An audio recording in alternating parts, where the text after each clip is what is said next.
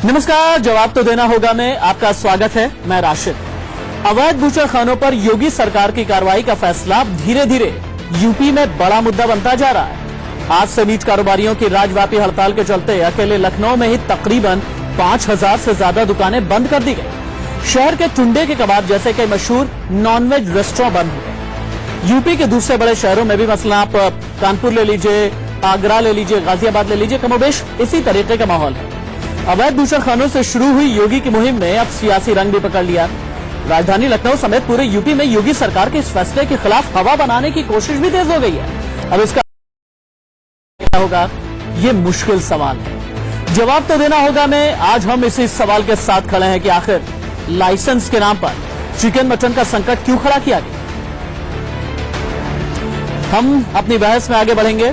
Samajwadi party और BJP के panelist को भी हम अपने साथ में जोड़ेंगे, लेकिन उससे पहले सियासी प्रतिक्रियाएं क्या आ रही हैं, ये देखिए। रातों रात इनको बंद कर देना ये ठीक नहीं है। ये इकोनॉमिक इशू है और इससे बहुत बड़ा नुकसान होगा उन लोगों का जो इस कारोबार में डील करते हैं।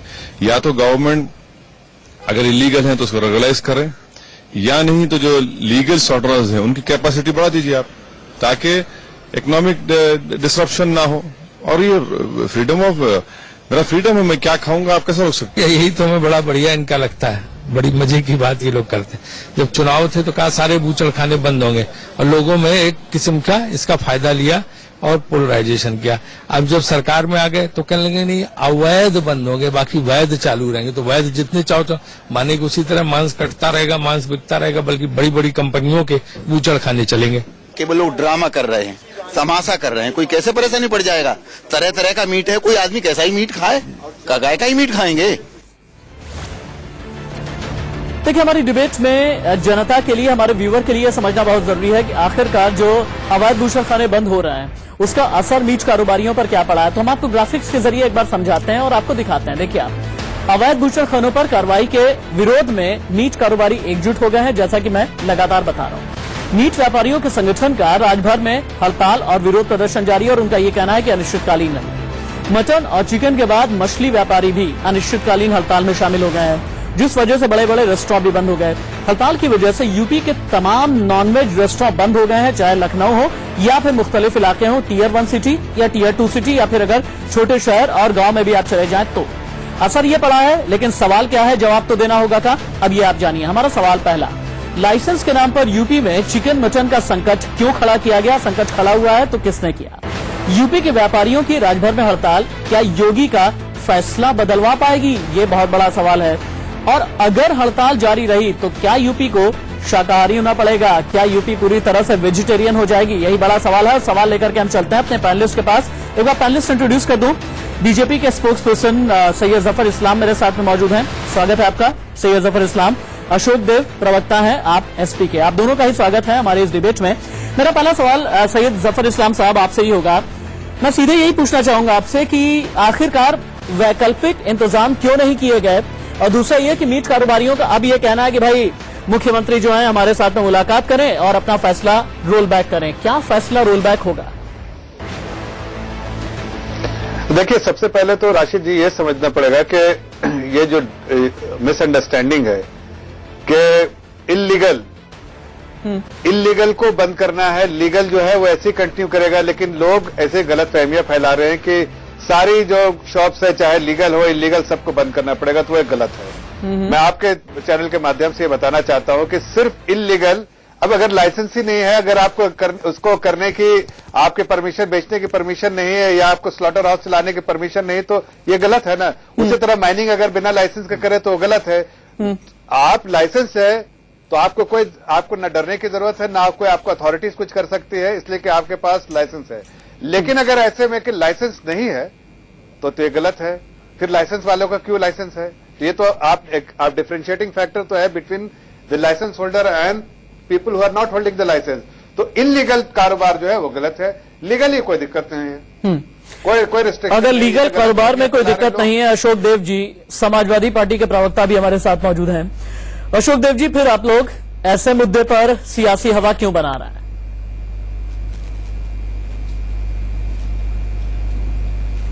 राशिद जी, सबसे पहले मैं जफर साहब को याद दिलाता हूं कि इन्होंने चुनाव के दौरान कहा था कि बूचर खाने चाहे जो भी हो वो बंद कर दिए जाएंगे जब इनकी सरकार आएगी। तो पहले तो ये डिसाइड कर लें कि ये क्या कहते हैं, पहले कुछ और कहते हैं, बाद में कुछ और कहते हैं, इसलिए जनता भी भ्रमित है। दूसरी सबसे बड़ी चीज आपको बता दूं कि देखिए जो बूचर खाने हैं जिनको लाइसेंस दिया जाता है 1 साल के लिए लाइसेंस दी जाती है। जफर साहब सुन लीजिए, 1 साल के लिए लाइसेंस दी जाती है। अच्छा, उसमें अगर किसी ने लाइसेंस रिन्यू नहीं किया तो वो अवैध माना जाता है।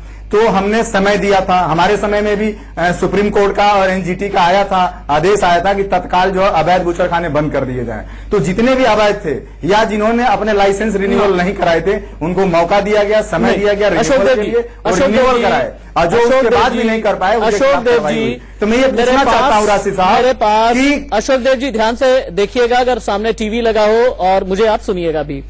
मेरे पास देखिए बहुत ढेर सारे डेटा पड़े हुए हैं, अलग अलग रिपोर्ट है। मेरे पास पोल्यूशन कंट्रोल बोर्ड की रिपोर्ट है, मेरे पास agricultural and processed food products export development authority की रिपोर्ट है, यूपी की पिछली सरकार की रिपोर्ट है, पूरे नगर निगम की रिपोर्ट है। मेरे पास सारी रिपोर्ट लेकर के मैं बैठा हूं और सारी रिपोर्ट में एक बात कही जा रही है, सिर्फ मामला लाइसेंस के रिन्यूअल का नहीं था साहब, मामला यह था कि वहां पर चोर चोर मौसेरे भाई बन गए, नगर निगम भी मिल गया, स्थानीय विधायक भी मिल गया, स्थानीय नेता भी मिल गए और बिना लाइसेंस के ही नए नए एक के बाद एक बूचड़ खाने खुलते चले गए।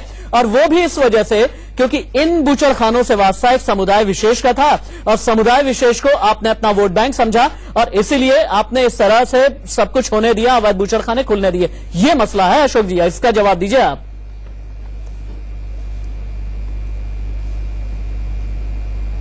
राशि साहब, सबसे पहले बात ये समझने की जरूरत है कि जो भी बूचड़खाने खोले गए उसके खिलाफ देखिए हम भी हैं कि जो भी अवैध है उनके खिलाफ कार्रवाई किया जाए, लेकिन जिस तरह से बाकी भी चीजों में समय दिया जाता है, कुछ उसके नाम से में ढील दी जाती है, वो करना चाहिए। क्योंकि यहाँ 2 बातें हैं। भारतीय जनता पार्टी ने कहा कि हम बेरोजगारी समाप्त करेंगे, लेकिन इन बूचड़खानों के बंद करने से काफी बेरोजगारी बढ़ी है। दूसरी चीज इन्होंने कहा भ्रष्टाचार हम कम करेंगे। इन बूचड़खानों के मीट की दुकानें से बंद हो जाने से आप देखिए पिछले दरवाजे से मीट के रेट बढ़ गए हैं, या मार्केट से जो रेस्टोरेंट है बंद कर दिए गए हैं, जिसका प्रभाव क्या पड़ा समाज पे कि बहुसंख्यक समाज जो कि मीट बहुत ज्यादा शौकीन है वो जो है ज्यादा पैसा दे करके खरीदने की कोशिश कर रहा है, खा रहा है। तो 2-3 चीजें इसमें कुप्रभाव पड़ा। बेरोजगारी बढ़ी है जो कि भारतीय जनता पार्टी ने कहा बेरोजगारी खराब। मजे की बात बताया क्या है अशोक जी?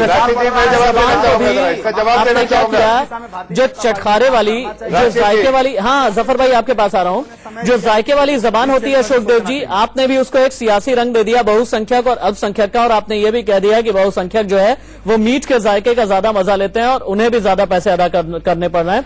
ये भी एक ऐसा लॉजिक है जो हमारे दर्शक सुने और उसके बाद फैसला करें। जफर इस्लाम साहब, एक बात में तो लॉजिक है अशोक देव की। अशोक देव का ये कहना है कि पहले से ही आपको जानकारी देनी चाहिए थी। 40-50 हजार लोग जो हैं इसी बूचड़ खाने के कारोबार से, मीट कारोबार से जुड़े हुए हैं। जो सरकार का रेवेन्यू है इससे काफी हद तक 11,950 करोड़ का सालाना रेवेन्यू जनरेट होता है। एकाएक आप लोगों ने सीधे सर्जिकल ऑपरेशन क्यों चला दिया? अब इसका जवाब ले लीजिए। देखिए, हम तो बार बार ये कह रहे हैं कि जो चीज गलत है वो गलत है। हम तो करप्शन के खिलाफ है, इलीगल सिचुएशन जो भी लीगल तरीके से जो भी चीज की जाती है उसके खिलाफ है। भारतीय जनता पार्टी बार बार कह रही है, मैनिफेस्टो में लिखा है। लेकिन अगर कोई इलीगल काम कर रहा है और आपने सही फरमाया वो वहां लोकल एडमिनिस्ट्रेशन के साथ में कर रहा है, तो इस इंतजार में थे कि अगर समाजवादी पार्टी की सरकार आई तो चलता रहेगा। तो ये समाजवादी पार्टी की कहीं ना कहीं नीति में और उनके मंशा में जो खोट है, इसलिए उन्होंने इस तरह का काम करने दिया सिर्फ वोट बैंक पॉलिटिक्स के लिए। लेकिन उनको लाइसेंस नहीं देना चाहिए। अगर आप लाइसेंस के साथ होंगे तो हमें कोई, आप भ्रष्टाचार समाप्त करने की बात किए थे, भ्रष्टाचार बढ़ा रहे हैं। नहीं, आप बेरोजगारी लेंगे। आप जैसे लोग सोचेंगे, आप जैसे लोग जिनका काम ही है समाज को तोड़ फोड़ के वोट बैंक बताइए, तो आप खुद बताइए। तो ये कह रहे हैं अगर आप 200-300 1 साल से 500 के ऊपर बिक रहा है, ये भ्रष्टाचार नहीं है तो क्या है? सुनिए, अरे भ्रष्टाचारी लोग सुनो, 1 साल से पहले से ये पोल्यूशन बोर्ड का 2015 से नोटिस आया हुआ है। क्यों नहीं लाइसेंस दिलवाया आपने? क्यों नहीं आपने सख्ती बरती लाइसेंस देने की? आपने उस वक्त अगर सख्ती बरते तो 1 साल में लाइसेंस अगर उनके पास होता तो आज ये नौबत नहीं आती। हमने कहा लाइसेंस वालों को, लेकिन इलीगल आप काम कर रहे हो उसको आप बोलेंगे कंटिन्यू करो, अशोक देव जी, पिछले हम देखिए, मैं खुद नहीं, मैं एक बात बताना चाहता हूँ। ये लोग जो है समाज को तोड़ने वाले, मैं खुद मुस्लिम समुदाय से बिलोंग करता हूँ, मैं उनसे मिलता भी हूँ, जुलता भी हूँ और उनकी समस्याओं को समझता भी हूँ और भारतीय जनता पार्टी में उनकी समस्याओं को रखता भी हूँ। लेकिन मैं कहना चाहता हूँ, राशिद साहब मेरा माइक ठीक कराइए। ये राशिद साहब आवाज नहीं आ रही है, मेरी माइक ठीक कराइए। आपकी आवाज बिल्कुल बेहतर आ रही है, आपका माइक बिल्कुल ठीक है, आपका माइक बिल्कुल ठीक है, आपकी आवाज बेहतर आ रही है। अशोक देव जी, एक बात तो लॉजिकल है। जफर भाई आपके पास आ रहा हूं, अब आपके पास आ रहा हूं, अशोक देव को भी कुछ बोलने देते हैं। अशोक देव जी, बात तो ठीक है, जफर इस्लाम जो उठा रहे हैं कि लाइसेंस के लिए रिश्वत मांगी जाती थी, पोल्यूशन कंट्रोल बोर्ड से जो एनओसी मिलता है, नो ऑब्जेक्शन सर्टिफिकेट, वो मिलना बेहद मुश्किल था क्योंकि वहां भी रिश्वत मांगी जाती थी। इस सिस्टम को आप लोगों ने साफ क्यों नहीं किया, अशोक देव जी? एक बार प्रश्न और करिए, सुनाई नहीं दे रहा है। मेरा सवाल बिल्कुल सीधा यह है कि सिस्टम को आप लोगों ने साफ क्यों नहीं किया? वो सिस्टम जिसमें घुन लग गया है, वो सिस्टम जिसमें जड़ता आ गई है, वो सिस्टम जो कि भ्रष्ट हो गया था और सिर्फ करप्शन पर चल रहा था। लोगों को लाइसेंस पाने के लिए भी पैसे देने पड़ते थे और इसीलिए लोग लाइसेंस लेने की हिम्मत नहीं करते थे। आपने ये सिस्टम दुरुस्त क्यों नहीं किया?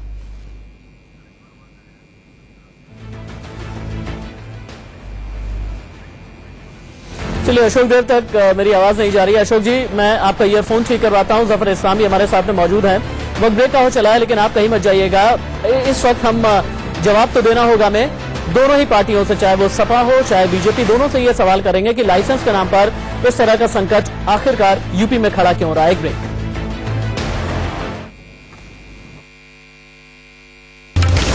कि रात भर में हड़ताल के बाद क्या योगी सरकार अपना फैसला वापस लेगी? अशोक देव के पास में चलता हूं। एसपी के प्रवक्ता हैं अशोक देव, हमारे साथ मौजूद हैं। अशोक देव जी, एक कानून है जिसका नाम है यूपी म्यूनिसिपल कॉर्पोरेशन एक्ट 1959। इसका सेक्शन 421 और 430, इनमें उन नियमों का जिक्र है जो बूचड़खानों को चलाने के तौर तरीकों, जानवरों की बिक्री वगैरह के बारे में बताता है। लेकिन आपने इस कानून के हिसाब से काम क्यों नहीं किया? और इसी कानून के हिसाब से बीजेपी सरकार काम कर रही है। बिल्कुल किया। देखिए पीछे आरोप लगाना बहुत आसान है कि आरोप लगा दिए। देखिए, हमने डॉक्टर मुहैया कराया, हमने उनके नाम में ढील दिया कि आप तत्काल जो है लाइसेंस अपना रिन्यूअल कराते रहिए। हमने बीमारू जानवरों पर भी प्रतिबंध लगाया, कोई बीमारू जानवर नहीं होने चाहिए। तो देखिए, ये कहने पिछली सरकार की बात आप कर रहे हैं तो ये तो बहुत बातें कहें पिछली सरकार के लिए। मैं इनसे केवल एक ही बात कहना चाह रहा हूं कि आप कुछ भी करिए, जो अवैध है बंद कर दीजिए, लेकिन आप ध्यान रखिए बेरोजगारी के लिए, उस परिवार के लिए रोजी रोटी का सवाल है। आप भ्रष्टाचार पर ध्यान दीजिए, आप महंगाई पर ध्यान दीजिए, जनता भी खाती है। इसके जो हड़ताली व्यापारी हैं या जिनके बूचड़खाने बंद हो गए, मीट का कारोबार बंद हो गया, क्या उनके घर वालों को नौकरी देंगे आप, रोजगार देंगे आप? देखिए, सरकार अपना काम कर रही है। सरकार के पहले अगर आप देखिए, चीफ मिनिस्टर के पहली स्टेटमेंट जो आई है और पहला ट्वीट भी आया, वो सिर्फ नौकरी क्रिएट, नई जॉब क्रिएट करने के बारे में आई।